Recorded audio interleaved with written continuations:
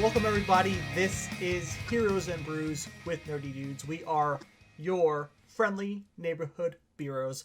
My name is Ty, across the internet is Kev, and we heard some news, speculation that Black Widow will be making its November release, or will it be pushed back? Because we've had, the resurgence of coronavirus in a few states, and do we think it's going to make its, vengeful comeback? Will it come back in the fall? People are speculating. But what happens with these films? I have my opinion, but Kev, I want to know your opinion. Do you think they push these films back further, or do they go a different route? It's tough to say. I know, pre-coronavirus, Black Widow was supposed to come out in May. Is that correct? Yes. And then it got pushed from May until when? November. Oh, okay. I didn't know if it was. I couldn't remember whether it had gotten pushed to a July release and now it's November or what. No, it's November, but people are thinking it might get pushed back into 2021. Oh, wow. I think the same for Wonder Woman was pushed to October. Is that correct? I think so, yeah. Okay. So it's so tough to say.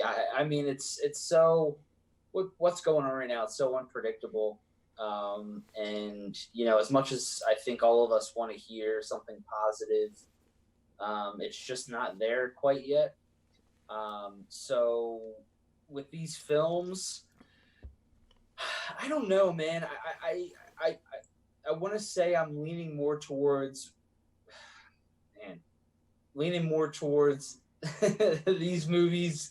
If they're banking on a theatrical release, early 2021 is what my gut is telling me.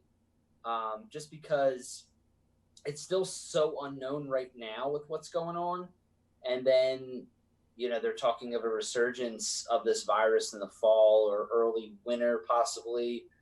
So then what does that mean? So if they're going for a theatrical release, especially for movies on a scale such as this, I know a lot of movies that I don't think really lend themselves as much to a theatrical release as, say, some of these big, huge superhero films.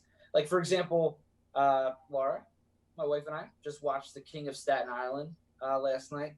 Awesome film. Was it? It was awesome because we spoke about, Yeah, it was so funny. It was heartwarming and charming. I know we're not talking about that, but yeah. Cheap plug for that. Go check out The King of Staten Island. I think you would love it, dude. It's a fantastic movie. I'm glad to hear because Pete Davidson, I'm not the biggest fan of his comedy. Me neither. But I'm glad to hear he did well in this film. It is such a good movie. So with that being said, movies like that, and I know like the studio for Trolls World Tour, they were we're looking at data that supported that the fact that movie wasn't going to make as much as they were hoping, or maybe nearly as much as the first Trolls. So they decided, okay, we'll put it video on demand. Artemis Fowl, for example, which had so many problems, which I heard still has a lot of issues, was released on Disney Plus. So with movies such as Wonder Woman, Black Widow, Tenet, all these kind of films, you're going to expect a theatrical release. I don't know if the theatrical release is going to happen this year, though. No. But at the same time, I don't know if these directors and these studios with these big, huge, epic films are going to settle with releasing them on demand. I don't know. And with that being said, I mean, if you release them on demand, they're charging $20 for you to view these things from your home. I know Trolls World Tour made $100+ million from the video on demand. I don't know if they were released it into theaters, would they have made that much? I don't know. So with that being said, if they release these films such as Black Widow on video on demand, I wouldn't go to Disney Plus. I would go video on demand to make some sort of profit. Yes. It might do well. It might not. I don't know. It's tough to say. So if bottom line to me, if these studios are banking on theatrical releases for these movies, I don't know if I see it happening in 2020. Yeah, as it pertains to Trolls, I'm gonna go off a little bit. I don't think it would have made as much with, banking on the times. I think coronavirus helped it a lot because a lot of people were home with their kids. And Sure. what better thing to do than watch a children's movie brand new for your children to Mm-hmm. watch? As it pertains to Black Widow, I honestly think that would be the perfect film to release on video on demand because Mm-hmm. it's prior to Civil War, right? I'm pretty sure it is, right?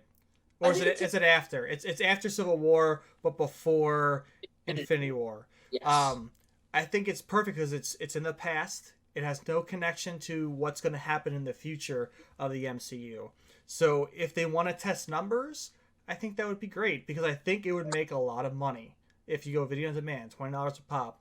Granted, they're not going to make a four-person family, $12 tickets for adults, probably $8 for children. Um, so you're not making as much money per family through on demand than in theaters.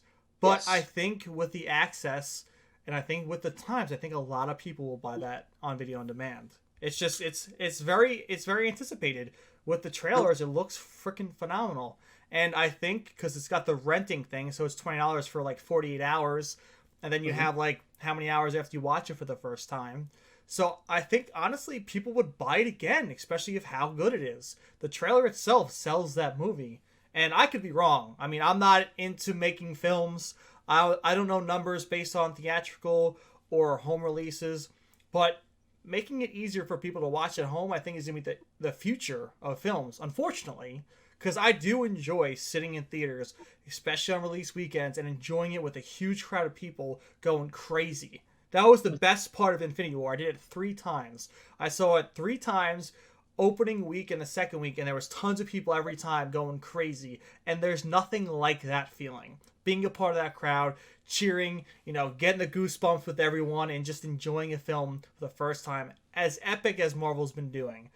Mm-hmm. But especially with nowadays, I think it's a nod for people and fans at home to be able to enjoy a brand new film within their movie universe and do it during these times because it gives joy, it gives happiness, and it'll excite people. And I think that would be a good reason to do it. But again, money talks, so I don't think it's going to end up being released that way. I think it's pushed back theatrically. Yeah, man. You brought up very good points. I think I don't. Again, I'm not an expert with this, and I don't have the data in front of me to really compare. And a big epic movie such as Black Widow, there hasn't been a movie like that has been released on demand as like a guinea pig movie for studios and everyone to see. Well, how well will these do if we release some, video on demand? I mean, when you think about it logically, like you said, when you're going to the theaters to see this, it's individual tickets. When you're at home, I could have, if I wanted, 20 people at my house, and then I'm paying $20 to see it. But all these people that would individually buy tickets to go to the theaters are now in my home watching that movie. But on the other side of things, you bring up, going with a large group of people to see these films and the excitement and the energy. I miss that too, man. I mean, when I Yeah. when I saw the first Avengers, The Dark Knight Rises, I remember going opening night to see those films, and ironically, they came out in the same year. The energy and the vibe from the fans that are so passionate, they've been waiting for this. The opening credits, the Marvel logo, the DC logo comes up, and the people are going crazy. There's nothing like that, dude. And I miss it for that.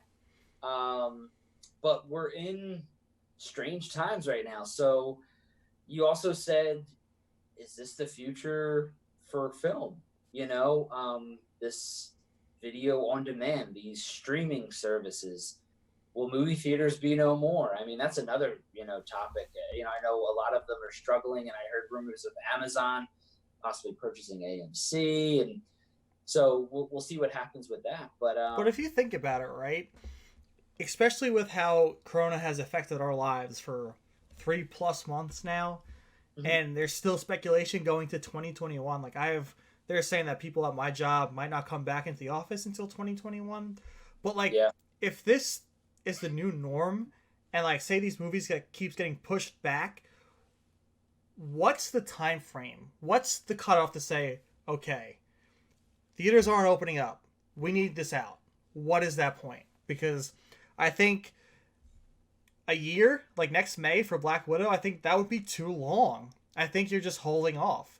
And I think at that point you're losing money too. Granted, right now they can't make films because they don't, 6 feet and all that stuff. You can't make films. So at the same time, they can't work on their future films in this future universe in Marvel's sake. You can't work on your future, saga because you can't. So then are they pushing it off because they don't want people to see a movie and then wait a year and a half to see another Marvel film? Like there's all these different things that are affecting how we will be able to see this movie in the future. Yeah.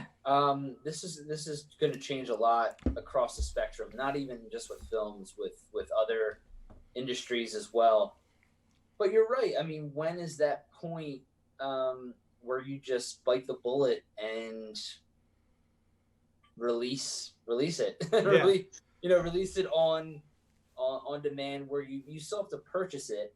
I don't know, like I said, with these films, these blockbuster type films, I wouldn't put them on streaming services. No, you can't. Want to make something, and people, trust me, people will purchase them to watch them. I will. Yeah. So I don't know when that point is, and I'm sure these studios are probably saying to themselves, we don't know what to do, and we don't know when that time comes, or if that time will even come. See, my interpretation is, though, for the movie studios, I'm more of a TV guy than film and movies. I watch more TV shows than I do films. But because things are releasing, these new movies are releasing on Amazon, I'm buying more films. And it's not even buying them, it's renting them. So I don't have access to them after my buy period, this $20. So I'm seeing more films now because I don't have to go to a theater to see them. Not the blockbuster films, because like I said, with the Marvel films, DC stuff, I am going to the theater for those. But for all the other, movie studios, I wouldn't normally go to the theater for them. I'd wait and sometimes forget about them. But the way things are now, with these new films coming out on Amazon and their movie premieres, genre, I'm seeing a lot more. So for a person like me, I want them released on demand. I wouldn't mind it. I really wouldn't.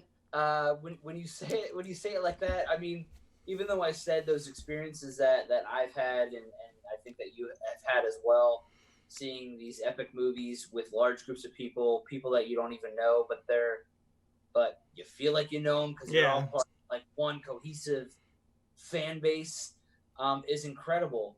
However, at the same time, if I'm going to be honest with you, if I can sit at my own home and I can invite you over and other friends over to watch these movies together, and I'm saving money because I have, beer for us, I have food for us, and I'm not spending $20 on a thing of popcorn that's like this big. You know what, man? And the way and especially with the way that home theater experiences are going, you have things like sound bars, 4K televisions, all this kind of stuff. You can kind of bring that experience home. Yeah. So. And you can pause it when you go to the bathroom. Oh my gosh, that's probably one of the biggest things. That's the best thing. You don't have to miss anything. When you're at the theater and you gotta pee, you gotta go to the bathroom. You miss between the time you get up till you walk down to get out, using the bathroom, come back, wash your hands, get in the seat. You miss probably 10 minutes, 15 minutes. For me, I am very good at holding myself during movies, but there are people who can't because sure. I know them. One of them is you. But what? I'm not good. I know, but like. Sorry. Shoot. For Endgame, I don't think I drank anything all day. So I sat through that entire movie without ever leaving. Yeah. I was so dehydrated. but I had to sit there for that entire film. But you're right. I mean, not having to, tell Laura or you, tell me what happens. I'm gonna just go away. And then blocking everyone's, vision when you're trying to walk, shimmy by. Excuse me. I wouldn't miss that. No, because you could go like this, pause it, go to the bathroom, come back, and you're right where you freaking ended it. Full pause, I should say. So I think at the end of this conversation, I think I would be okay with films just being released on demand. Yeah. Well, you guys, let us know your thoughts in the comments. Would you rather big films, blockbuster films right now be released on demand? Or do you want to wait to be in the theaters? Because I understand completely. As always, like, subscribe, all that fun stuff to support Kevin and I on our Heroes and Brews venture. Your friendly neighborhood Beeroes with our podcast on Anchor, Google Podcasts. Pocket Cast is a ton of stuff we're on. We mold these stuff into little audio clips. So if you don't watch videos and you'd rather listen to us talk, listen to us. You'll miss these beautiful mugs, but whatever. And we go live, we got we did 2 brewing companies. We had Stolen Sun on our resume and Workhorse Brewing Company. You can check those out again on our YouTube channel. So thank you for watching. Thanks for the support. And as always, cheers. Cheers.